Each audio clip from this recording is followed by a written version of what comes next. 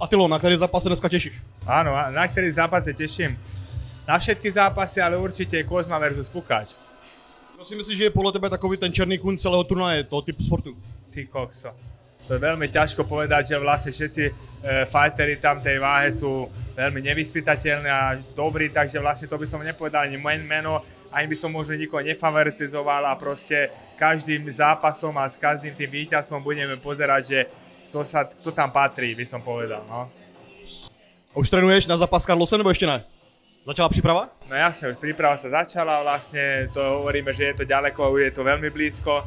Samozrejme, môžem ďakovať môjmu generálnemu partnerovi Doxbetu, že vlastne umožní mi tie podmienky, čo môžem mať vlastne z tej príprave. A vlastne takisto mám tú cestu, že vlastne Bratislavu hlavným trénerom je Ilja Škondrič a vlastne chodím do OFI trénovať a vlastne teraz som nastúpil už 3. týždeň.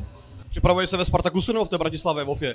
V tej Bratislave kvôli tomu, lebo vlastne tam sú tie veľké váhy a samozrejme chodím aj do Spartakusu, tam mám vlastne rapy a také kondiční časy, alebo takto by som povedal.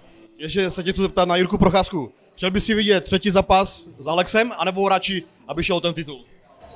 Určite by som chcel vidieť, lebo to je také, že každý by to chcel vedieť, on sám povedal, že chce ten zápas, ja mu to prajem, keď to chce a ja si myslím, ten zápas je stále 50-50, že vlastne obidvaja sú výborní stand-uperi a proste tento trafí prvý, tak ten vyhrá, by som povedal, že vlastne samozrejme má tú šancu, aby vyhral ten zápas takisto ako on, takže tam je to 50-50 zápas stále, keď budú zápasať 10 krát.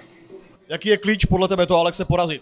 Veď vieme, že kľúč máme na všetkých fighterov, vedel ho poraziť aj Adesanya, proste preto hovorím, že ten potrebuje tam človek určite aj to šťastie, tom presnosť, jak to trafí a Jirka to má všetko dispozícii, aby ho porazil. Proste má tu dravosť, má ten stand-up, má to nevyspytateľnosť v tom stand-upe, takže kľúč je tam v danom momente, keď je v klietke. Protože hodně lidí v UFC si myslí, že by ho měl vzít na zem.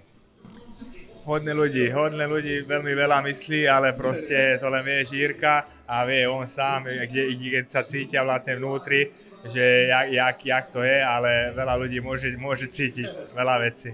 Super, díky moc, to je všechno tady na streamce. Ďakujem, ahoj. Zajímá tě za kulisy UFC a profesionálního MMA? Chceš vidět, co dělají zápasníci mimo oktagon a gymy, ve kterých trénujou? Dej mi odběr, mi to hodně pomůže a hlavně mi to dá motivaci natáčet další videa.